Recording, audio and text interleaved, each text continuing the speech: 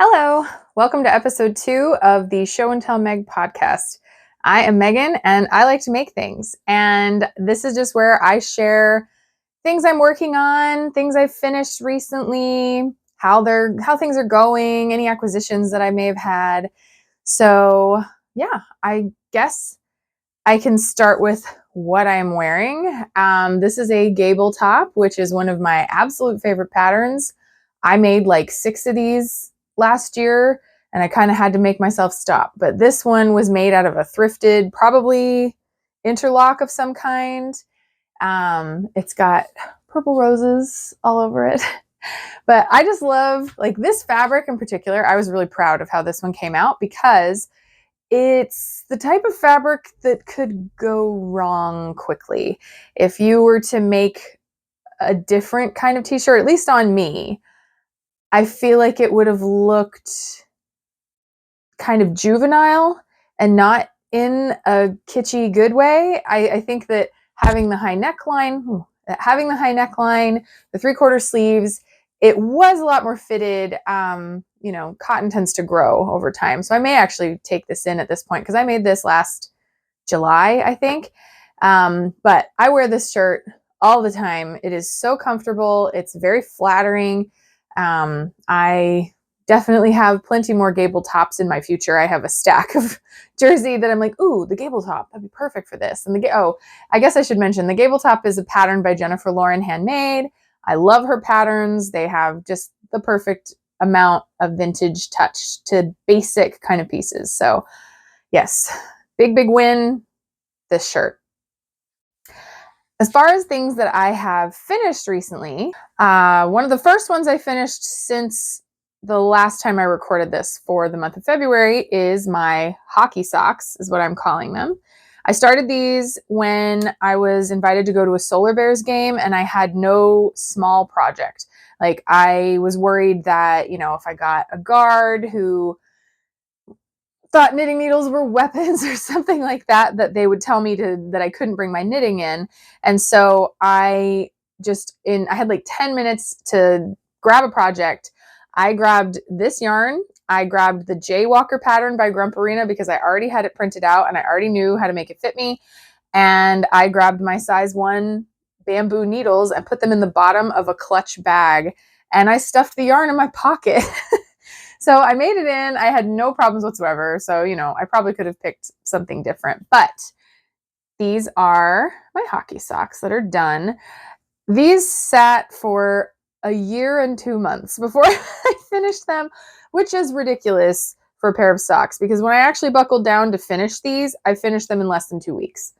Socks are really not hard. They're not time consuming.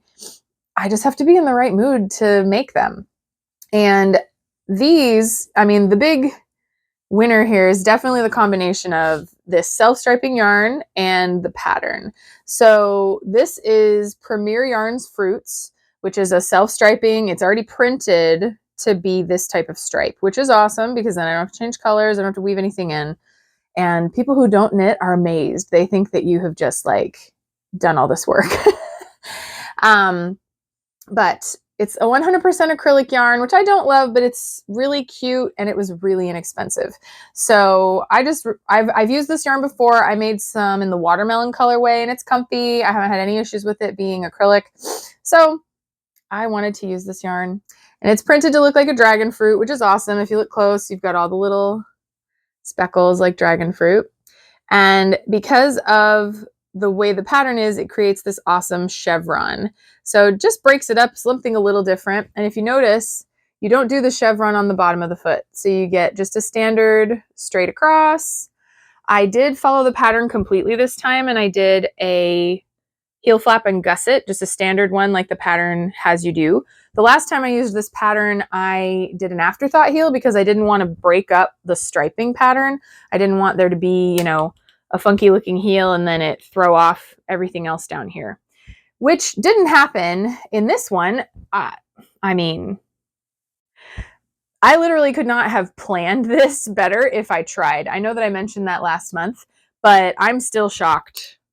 Like the heel flap starts right at the pink and I had it do that on both. And it's just the perfect distance because then it just picks up this line again. I mean, the distance, the spacing looks just like the rest of the sock. So pretty amazing. Thank you, Premier Yarns, for for making your spacing between the stripes the perfect distance for a standard heel flap. But yeah, they're very comfy. They fit me good. They match exactly except at the toe. I thought that I had done so well and that I had started the toe decreases at the same point, but apparently I didn't. And this one is just a tiny bit shorter, but it's my toe. Like, you only notice because this one has some white and this one doesn't. It's the toe. You know, the whole area that anyone would see definitely looks identical. So I'm super happy with how these came out. Second and only other finished object, I think, is my Ishbel shawl. This is a pattern by Isolde Teague. It's an old one, probably like 10 years old or something. I have it in the Whimsical Little Knits printed book, which was forever ago.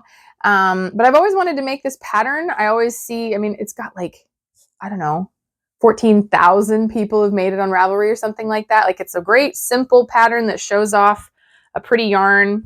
And I really wanted to use this yarn. I have no idea what it is. I was given this in a D-stash, but it's just this really pretty tonal, slightly mauve colored pink. And I just love it. I think it's so pretty, and it's not a bad color on me. I don't tend to go for a lot of mauves, but this one I think is warm enough that it actually works with my skin. Sometimes they wash me out and make me look dead, but this one I didn't really care. I just wanted a nice shawl out of it.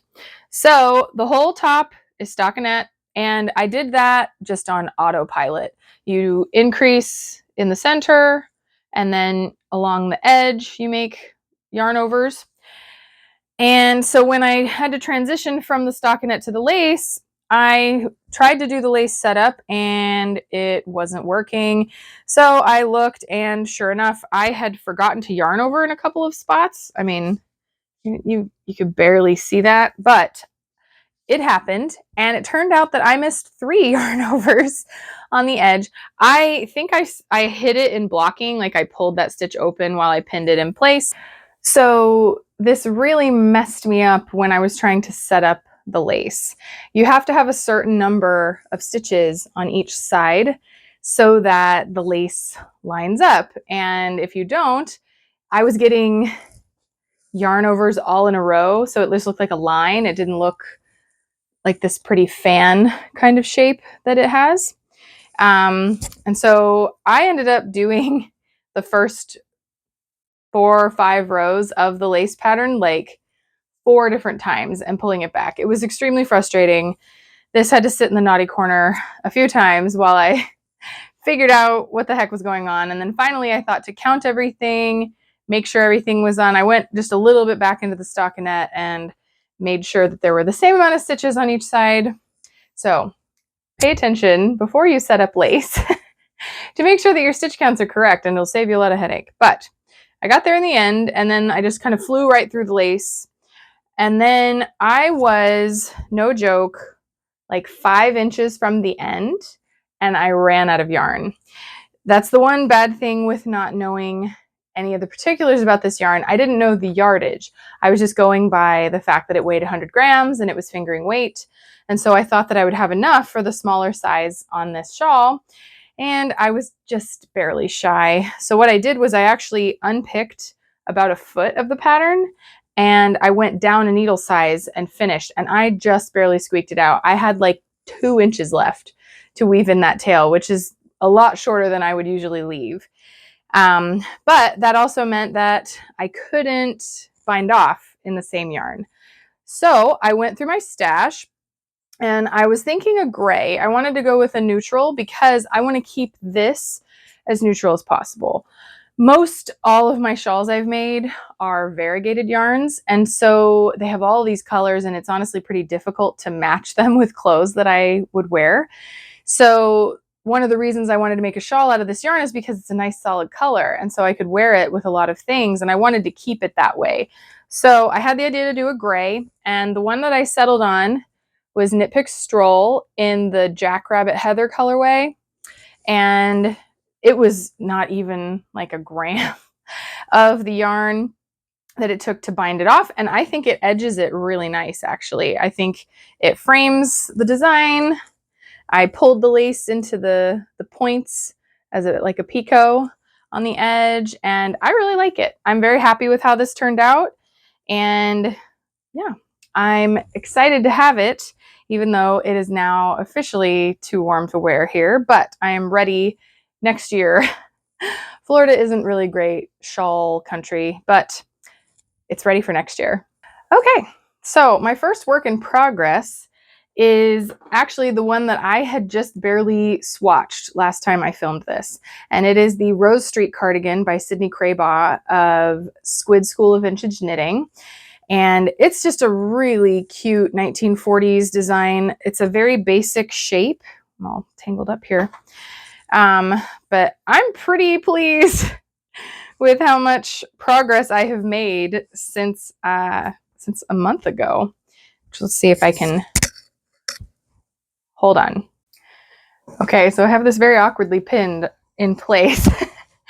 But this is my cardigan. This is how much I have done in a month, which for me, this is like lightning fast. I never get this much done on fingering weight knitting. This is like 4 skeins worth of the Knit Pick Stroll. But I am on the back. I'm at the point where I am decreasing the back to be my shoulder width. I have both fronts done, and the cool thing, I mean, it's really plain. Hopefully that's not getting my mic. It's really plain, but it has this ribbing right here. And another cool thing is that the button band is grown on, like you don't have to apply it, which in some ways is nice, but in some ways is not, because it's nice that I don't have to knit this tiny strip and sew it on, to be honest. That's like my least favorite thing to do. But I kept forgetting to add the buttonholes as I was knitting.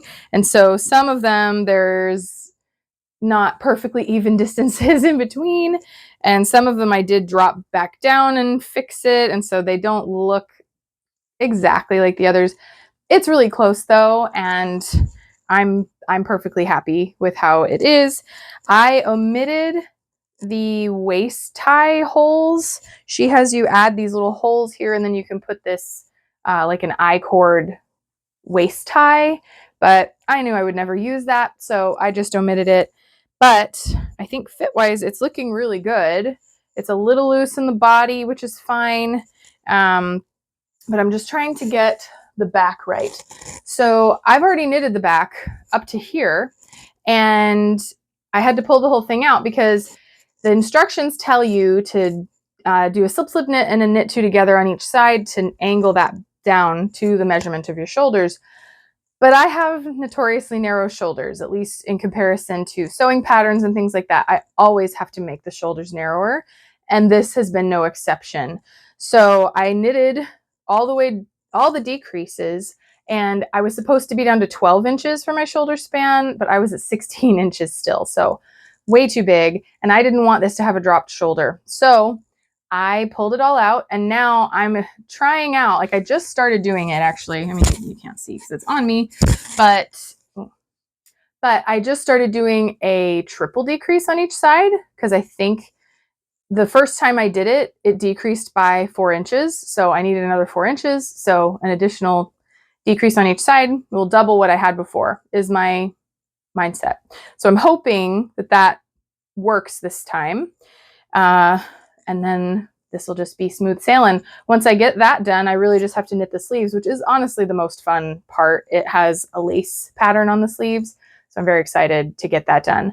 But this has been a great project while I work on, like if I've been talking online with friends and things like that, I just sit there and knit it because it's just been stockinette mostly. So this has really flown off the needles, and I'm really excited about it. So my next work in progress, I cast on just after I finished those other socks, thinking like, yeah, I want a sock project ongoing. And this is a Hunter Hammerson pattern, which I always love her patterns, and I've purchased several of them, but I have not ever knit one, so I thought it was time. And this is the Chrysanthemum Frutescens sock. I don't know if you can even, probably hard to see the lace pattern on this, but it's a very pretty florally kind of lace, and I'm making it in this really nice neutral organic merino that I won in a giveaway years ago. It is Morning Bright Moonlit is the colorway, and it's an 80/20 certified organic merino nylon sock. And I just really wanted a neutral sock. And this has a pretty scalloped top. I don't know if you can even see that. Super tiny. Very little bitty picot scallopy edge. This was the fiddliest sock thing I have ever done. Like, I don't know. It was very annoying to knit this cuff. And then I get that done and I start doing the lace and my numbers are off. And so I don't really understand how that happened. I think I'm going, I mean, I didn't get very far before I realized it. So I think I am going to pull back to where the folded over edge connects and start the lace again. But I just haven't felt like that. Hopefully these don't end up being my year-long socks like the last pair, but they're in the works. And then another project, I actually don't have it to show here. I did finish something else, but it's already with its recipient. I had a plan to make these for my niece and my nephew and possibly my children if I end up having enough time. But this is The Chick in the Egg. Oop, can you even see that? By Fresh Stitches. And it's a crocheted chick that flips into the egg so it hatches. And I really wanted to send this package to my niece before St. Patrick's Day because I had something else in there for her. And so I whipped one of these up in like a couple of hours and sent it to her. She's only a year and a half old, so she doesn't really get it, but I was glad that she got it before Easter.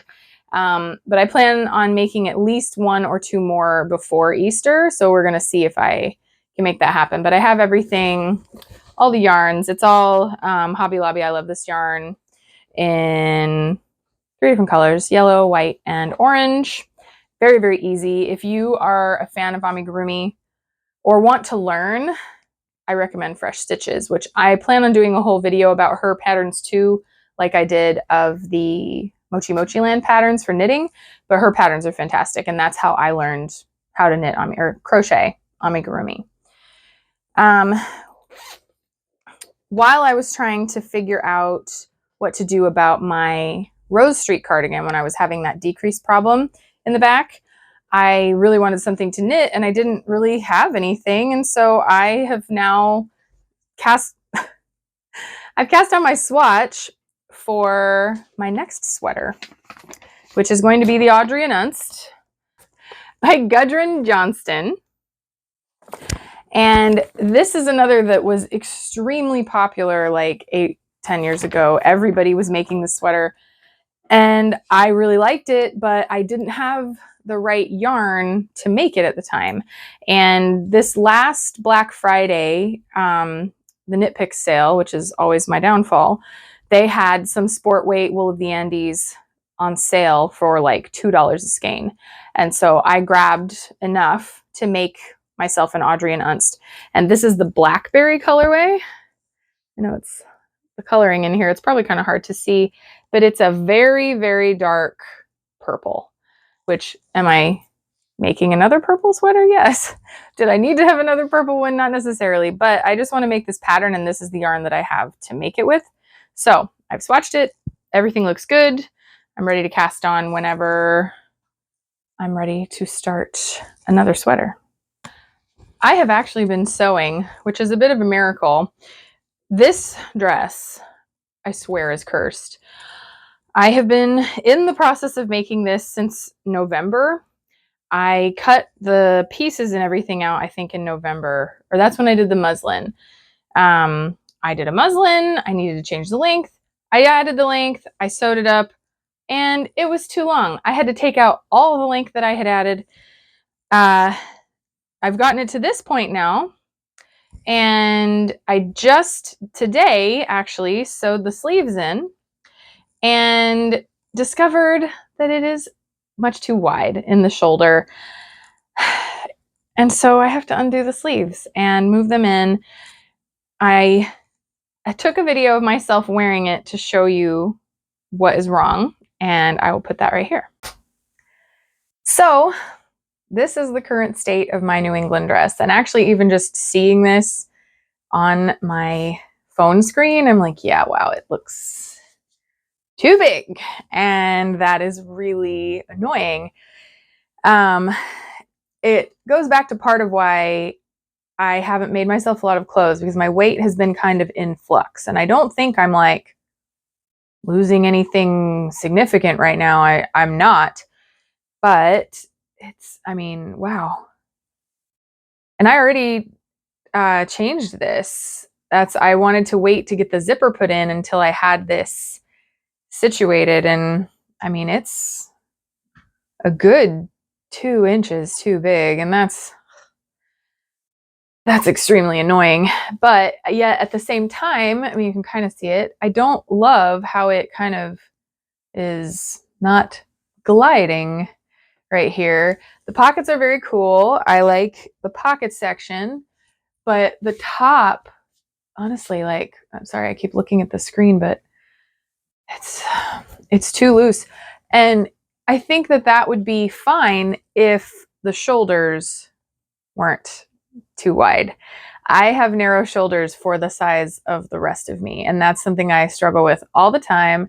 So I tried this on and I thought, like, yeah, maybe I'll just take a deeper seam allowance. But now that I have the sleeve on there, I mean, I would prefer the sleeve to be right here. And then the sleeve would do what it's supposed to do. I mean, it's supposed to give a boxy kind of 40s look. It has 4 darts in the sleeve, as well as gathering to ease it in. And I haven't ironed it yet because I was just trying it on. But also, I'm getting like a weirdness. I don't know if you can really see it so much because it's black, but like the way that this area is put together, it doesn't come undone like a bib. It's designed to look like it does, but it makes this kind of interesting facing inside, and the facing keeps wanting to bunch up. And so I almost think I'm going to have to tack it in place, like invisibly, so that you can't tell that. But at the moment, I was so excited because I deliberately waited to film this video until I had the sleeves set in, because I have the sleeves all done. Like, I have everything about the sleeve done except I haven't put the buttons on. So I have buttons. They're just teeny little matte black buttons, and they're gonna go right there, and it's gonna look very cute. And then I have these bigger, shinier buttons to go here and at the waist. I also don't have this hemmed because that's obviously the last thing that I do. And that's another kind of thing, because at the moment it's really long. And so, yeah, I just feel like I'm drowning in my mom's dress at the moment, between my sleeves looking too long because I don't have them cuffed. But I think the sleeve will be okay. Like once the button's on, I think the sleeve length and everything is good. It's mostly just adjusting the shoulders, and then because this is a side zipper, I don't want to take it in. But such is life sometimes, right? So I don't know. I might play around with a belt, but man, like I say, that's pretty substantial. And so I would want to take it in up here too. I think it's a little too wide at the bust. Annoying. But I am very pleased with the finish of this, even though I'm very likely going to have to take this out now. I did a lapped zipper, and I used a metal zipper for it.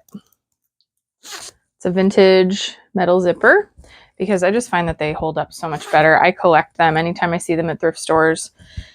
This is probably a 50s, 60s version of this zipper. But this fabric is lovely. It is the medium weight. I think it's called the IL019 from fabricstore.com. It is their medium weight signature finish, black. And I did one of their, if you need linen, it is the best place to get it. It's beautiful linen, and they do these sales that they send you in their email where you get 38% off. And it makes it, I mean, it's still linen, so it's still not nothing, but it's so much cheaper. And so I bought a nice big chunk, and I made a skirt out of it already, and I love it. It wears great. So now I'm making this dress, but I'm going to have to take it in, and I've been trying to like hurry and whip this out because I changed all my serger thread to black to make this because it's linen. Linen unravels like the dickens, and I don't want that. I want it to be nice and easily washed. So yeah, I need to get cracking on my plans for So Frugal, which I did a video about last week, and I haven't gotten to start that yet because my finished one, I mean, I think I'm going to make the blue version. If you've seen that video, I was going to make a mock-up in blue, and it's a little bit of a darker blue, so I think I can pull off using a black serger thread for that. So I could at least test it out while I let this simmer and get back in the mood again to work on it, which is really annoying. But the finished one, the one that I actually really want to make, is light yellow or like medium yellow color. So I can't use black thread for that. And yeah, so this dress, it's gonna get made, and it's gonna be too hot to wear it, I mean, at least it's linen. But yeah, it's been really frustrating. So while I thought I was going to be able to show this finished today on this podcast, it's just gonna have to be next month that it is shown finished. So stay tuned to see the final episode of the saga of this dress, and let's see if I can make it fit me. Okay, the last section here that I have is some acquisitions. I just got my tax return like many people, and Joann's had a sale, and do I need more fabric? Absolutely not, but it was so inexpensive and it was cute, and how it goes. So I ordered some of their International Women's Day cotton just because, isn't it fun? Like, it just looks like a pattern when you're at a distance, but if you look close, it's women's heads in different colors. And it was like $2 a yard. So I ordered more and they couldn't fill the order. I think I ordered 8 and they gave me 6, something like that, as they are prone to do. But that should still be enough to make a pretty awesome dress out of, is my plan. So I'm toying with a few different dress patterns that I might want to use it for, but I could, there's a good amount here, so I could do something with a pretty full skirt is my thought. On that same vein, I also got this one, which was another International Women's Day, and it's Bodies is what it's called. It's a little more see-through than I was anticipating, so it might have to be lined, but I just thought it was cool. It's nice, muted colors, different bodies in different positions. Yeah, I'm also thinking of a dress for this. I think I got 8 yards of this, so that's pretty cool. And I also got a nice sized cut of this. I originally ordered 8 yards, but they sent me 7, which, that's close enough. This is a cotton viscose, and it honestly has a drape like rayon. I've got some other cotton viscose prints from Joann before. I haven't sewn them into anything yet, but it's nice and light and drapey. So I have 7 yards of this. I can't remember the width, but I could easily make a dress, maybe also a shirt. I think I was originally thinking a shirt. I saw somebody made something with a window pane design like this, and it really kind of struck me in a shirt. But like I say, I got 7 yards, so I might be able to do more than that. They send it in 2 pieces. This is only 2 yards, but I have another 5 piled in the corner ready to be washed. Then I saw this cotton jersey. It's from their Pop brand, which has really cute kids prints. I like to wear it just for myself though, honestly. And this was also really inexpensive. I can't remember how much per yard, but it has beavers and foxes and skunks and squirrels and frogs and snails on it. and I have a daughter who is obsessed with foxes and the color green. So I grabbed 3 yards of this thinking I could maybe make me and my 2 kids matching shirts. We will see if that actually happens, but it's very cute and these are very comfy prints. I'm glad to have it. So the next section, these were designer prints that were in the clearance. It's the only reason that I got them, because they would have been exorbitantly expensive had they not been in the clearance. And honestly, they were a little disappointing, particularly considering how much they were originally priced. So I figured I would show them. But they actually mailed them to me in a roll like this, which was crazy. It was this enormous box. So this is a Jason Wu. It's supposed to be a viscose spandex, but I don't know if you can really see it because of the lighting. This feels like an ITY knit to me. If I was walking through a store and had touched this, I would have 100% thought this was synthetic. I mean, maybe it's like that cold rayon kind of vibe, I guess, but it's very clingy. I mean, it's drapey, but it's just way clingier than I thought it was going to be.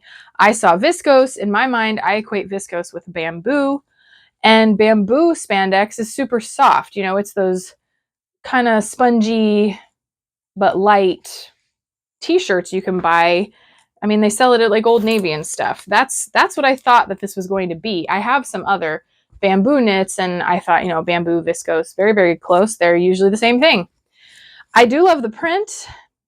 So we're going to see what I can figure out to do with this. I mean, I have 2 yards and it's 60 wide. So I had originally planned on making a shirt. That's definitely what I'll make, but it's way drapier and clingier than I thought. So maybe a cowl neck or something. But I don't know. It wasn't what I was hoping for. So it's not necessarily at like the top of my sewing list right now.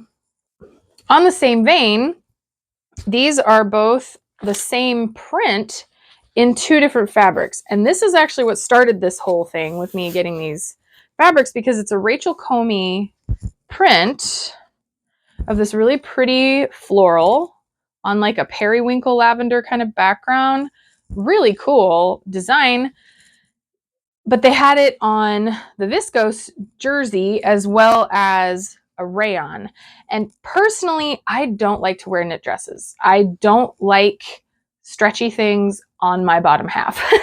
I like the mystery that woven fabrics achieve in that region, and I don't want every bump and lump to show. So I would never wear something stretchy on the bottom.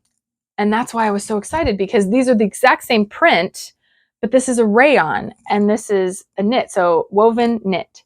So I could do a top and a bottom and still have it look like a dress. And I just thought that was a cool idea. It's not something that I really have ever had the opportunity for with sewing, you know? So, but this is the same drapey, clingy, feels like an ITY knit viscose. And I mean, I don't know. It's just not quite what I thought it was going to be. It's very shiny too. I don't tend to go for shiny fabrics. But the rayon is lovely. It definitely has, like I say, that cold rayon feel. It's more, a little shinier, but I mean, really nice drape. This will definitely make a good skirt. And I will make a shirt out of the other one. I just, like I say, I have to kind of go back to the drawing board with deciding what one I want to do, because it just threw a wrench in my whole plan. And then this one I ordered. It's another Rachel Comey, and it's these crazy faces, which is very cool. But look how sheer that is for one thing. I ordered it in linen, and this is not linen. This is cotton. They had it again in cotton and in linen, and I was like, ooh, a linen, and they were the same price. I love linen. This was the most expensive fabric that I bought, And I mean, I don't mind that it's sheer. I can line it. I had planned on making some kind of funky skirt with this, but it's not linen. Thankfully, I contacted Joann's and they did refund me. Like, I was just expecting they could take this back and give me the linen, but they didn't do that. They refunded me for this fabric.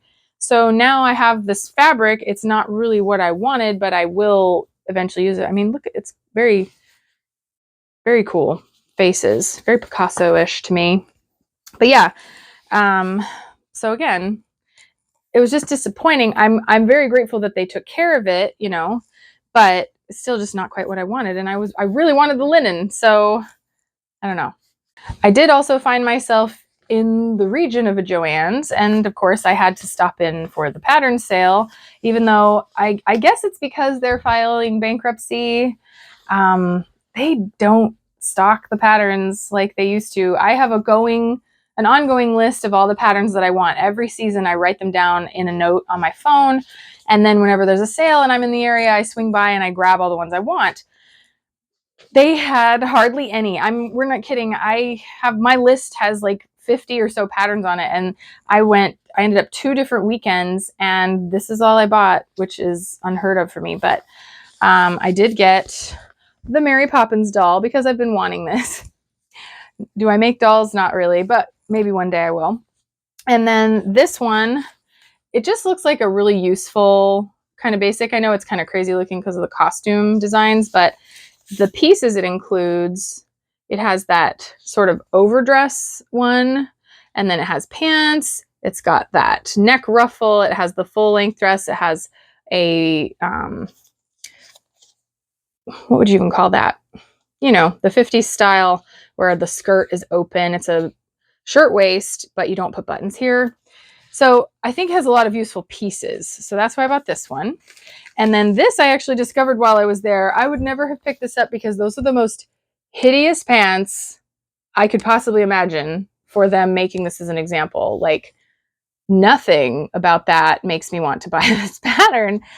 Like, ugh, that material and everything. But the skirt is cute.